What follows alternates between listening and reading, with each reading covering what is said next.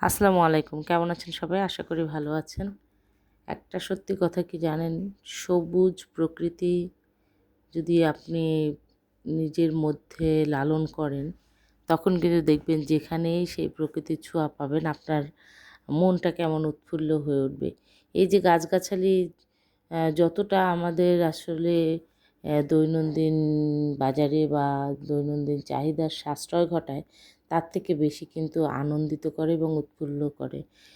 আর প্রকৃতির সাথে থাকাটা কিন্তু এমন একটা ব্যাপার যে মনটা সত্যি অন্যরকম হয়ে যায়। সেই সুযোগটা যার যার হয়েছে, যার যার হয়, তারাই শুধু বলতে পারবে।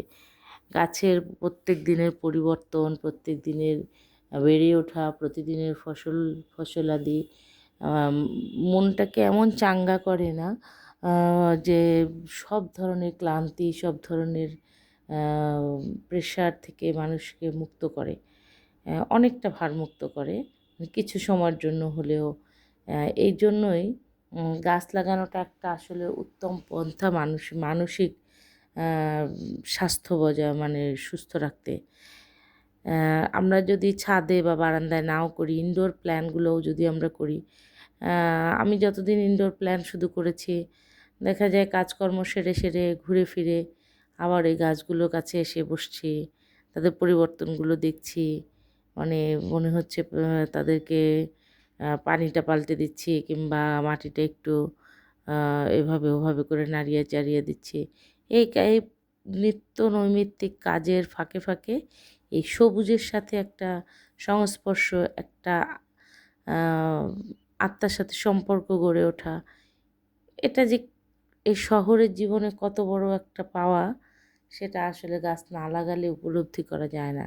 হয়তো আমার কথাগুলো খুব একটা মানে কেমন লাগছে, এটা আমরা সব মানে হয়তো অনেকে ভাববেন যে এ ধরনের কথাবার্তার আসলে মানে কি? এই যে বাগানটা থেকে একটু একটু করে ফসল যখন তুলি না, মনটার ভিতরে একটা অন্যরকম ভালো লাগা কাজ করে যে আমার হাত ধরে এই ফসলটা আমার ঘরে এসছে। তাহলে যারা গ্রামের কৃষক, যারা দিনের পর দিন এই বড় বড় ফসল ফলান, বেশি বেশি ফসল ফলান, তাদের উপলব্ধিটা আসলে খুব জানতে ইচ্ছে করে যে আসলে তাদের অনুভূতিটাও কীরকম? যারা বাণিজ্যিকভাবে চাষ করেন, যারা হলো ফসলগুলো বাজারে বিক্রি করেন, তাদের অনুভূতিটা আসলে কীরকম? এটা জানতে পারলে খুব ভালো হতো।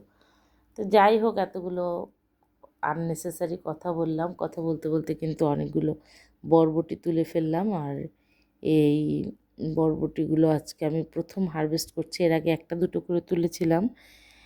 তো এটা কিন্তু খুব ভালো জাতের বীজগুলো ছিল। আ আর যার ফলে আমি বর্ষার আগেই কিন্তু অনেকগুলো গাছ বসিয়ে ফেলেছি। প্রায় ৩টা ৪টা গাছ, আর সেখান থেকে আজকে ১ম একটু বেশি পরিমাণে হারভেস্ট করছি। আর আমার ধারণা ইনশাআল্লাহ আল্লাহ যদি সহায় থাকেন, তো এই বরবটি গাছগুলো থেকে আমি যথেষ্ট ফসল তুলতে পারবো, যথেষ্ট বরবটি তুলতে পারবো। আর সিম গাছের মানে উৎপাদন এবার ভালোই হয়েছে আমার। অনেক ফলন হয়েছে সিমের। সেই তুলনায় লাউ আমি ফলাতে পারিনি। লাউয়ের গাছগুলো খুব বেশি আমি আ সাড়া পাইনি। লাউয়ের হয়তো চাষ পদ্ধতি অথবা বীজের সমস্যা বা কোথাও না কোথাও একটা ঝামেলা নিশ্চয়ই আছে। যার ফলে লাউ গাছগুলোকে খুব বেশি আ ফলপ্রসূ সাড়া পায়নি লাউ গাছ থেকে। কিন্তু সিম এবং এই যে বরবটি এখন আসছে, টমেটোও কিন্তু আমি যথেষ্ট হারভেস্ট করেছি আলহামদুলিল্লাহ। বেশ অনেক কদিন ধরেই এই পুরো মাস জুড়েই টমেটো কিন্তু প্রতিদিনই 1/2 কেজি, 1 কেজি এরকম করে তুলছি। আর এই ভালো লাগা, এই অনুভূতি ব্যাখ্যা করার মতো ভাষা আমার আপাতত নাই।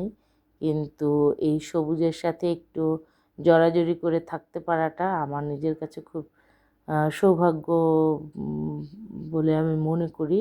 এজন্য আল্লাহর কাছে লাখ লাখ শুকরিয়া জানাই। আর আপনারা সবাই দোয়া করবেন যেন এরকমটাই থাকতে পারি। এই সবুজকে নিয়ে যেন অনেক দিন সময় থাকতে পারি, কাটাতে পারি। সবার কাছে সেই দোয়া রইল, সেই দোয়া প্রত্যাশা রইল। ধন্যবাদ। সবাই ভালো থাকবেন। আল্লাহ হাফেজ।